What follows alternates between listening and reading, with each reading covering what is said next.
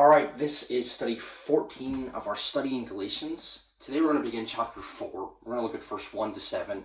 Before we do, we'll answer the questions from chapter 3, verse 26 to 29. I'm also going to try and give a summary to chapter 3. So the questions first. The question was, who are we now in Christ? I said the 6 things, but actually there's 7. So I hope you'll forgive me for that. So number 1, we're the sons of God, verse 26. We are now the children of God, adopted into relationship with Him. More about that in chapter 4, verse 1 to 7. We're baptized into Christ, verse 27. When we trusted in Christ, we were baptized into Him. And you can see more about that in 1 Corinthians 12, verse 13. We are clothed in Christ, verse 27. This baptism means that we are identified with Him. We died and rose again to new life in Him, as was spoken about in chapter 2, verse 20. Christ's life is now in us. Number 4, we're united in Christ, verse 28.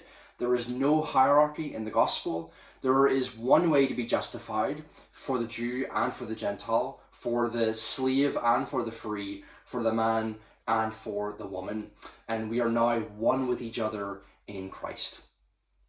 We are the possession of Christ, number 5, that's in verse 29. It says we are Christ, we belong to Christ now. We are His possession, a possession that He treasures. Number 6, we are the descendant of Abraham, verse 29. Because Christ is the descendant of Abraham, to whom the promise was given, as was said in 3 verse 16, and because we are now baptized into Him, so closely connected that it's as if we are one with Him and belong to Him, we are also considered to be now the descendant of Abraham, which means, number 7, we are heirs of the promise, verse 29. So we are heirs of the promise with Christ, the promise being that people will be declared righteous by faith, chapter 3 verse 8, and receive the Spirit, 3 verse 14.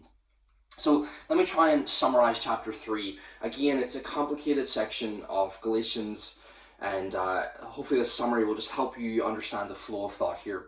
So there's just 8 points I want to bring to summarize this section. Point 1, God gave an unconditional promise to Abraham and to his descendant, Christ. Point 2, that promise included the nations being blessed by being declared righteous through faith and through receiving the Spirit. Number 3, the law was not added to the promise. Number 4, the law was not a fulfillment of the promise, since no one could be made righteous through it, since no one could keep it. Number 5, the law was a temporary measure. Number 6, the giving and receiving of the law was not the perfect way to have a relationship with God. It wasn't face-to-face. It wasn't unconditional. It was angels and Moses, and it was conditional. Number 7, the law's function was to reveal man's sinfulness, not to fix it. And finally, number 8, through faith in Christ, we are now heirs of the promise with Him, that promise given to Abraham.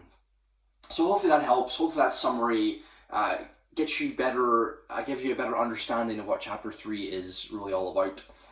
So now we're in chapter 4, verse 1 to 7, and Paul talked about the law being a guardian or a tutor or a schoolmaster to the Jewish people. You'll see that in chapter 3, verse 24 to 25. He wants to continue that illustration a little bit more to make a few more points. To help a little with this section, the word child that's used in verse 1 and verse 1 to 3 is speaking about a small child, a minor. And the word son that's used in verse 5 to 7 is speaking about an adult son. So here's your questions. Question 1, how is an heir treated before he receives the inheritance? Chapter 4, verse 1 to 2.